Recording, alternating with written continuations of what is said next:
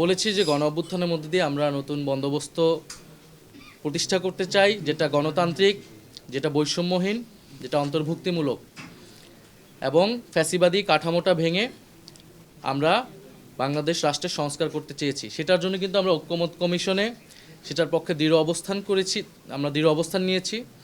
আমরা কিন্তু এটা অনেক আগেই বলেছি, স্বীকার করেছি যে আমরা গণ অভ্যুত্থানের পরবর্তী সময় আমাদের যে আকাঙ্ক্ষা ছিল সামগ্রিকভাবে সেটা কিন্তু আমরা এই সময়ের মধ্যে বাস্তবায়ন করতে পারিনি। ফলে আমাদের এই লড়াই, আমাদের এই পথ চলাটা দীর্ঘমেয়াদী এবং যদি পুরনো দলগুলা আমাদের এই গণ অভ্যুত্থানের আকাঙ্ক্ষা এবং নতুন বন্দোবস্তের আকাঙ্ক্ষায় তারা যোগ দেয়, তারা সংহতি এবং সম্মতি প্রকাশ করে, সেক্ষেত্রে তো আমরাও সেটার সাথে ঐক্যমত প্রকাশ করব। কারণ এই বাংলাদেশটা তো আমরা সকলকে মিলিয়ে গড়তে চাই।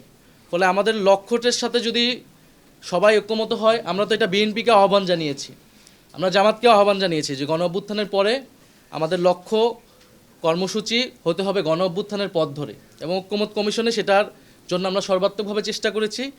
আগামী নির্বাচনে আমরা চাই গণভোটের পক্ষে, হ্যাঁ পক্ষে আমরা সবাই মিলে কাজ করব এবং জুলাই সনদে আমরা যে প্রতিশ্রুতি দিয়েছি সেই প্রতিশ্রুতি বাস্তবায়ন করব। এছাড়াও আমাদের পুরো সংস্কারের এবং দুর্নীতি বিরোধী যে লড়াই শুরু হয়েছে সেটার অগ্রযাত্রা অব্যাহত থাকবে।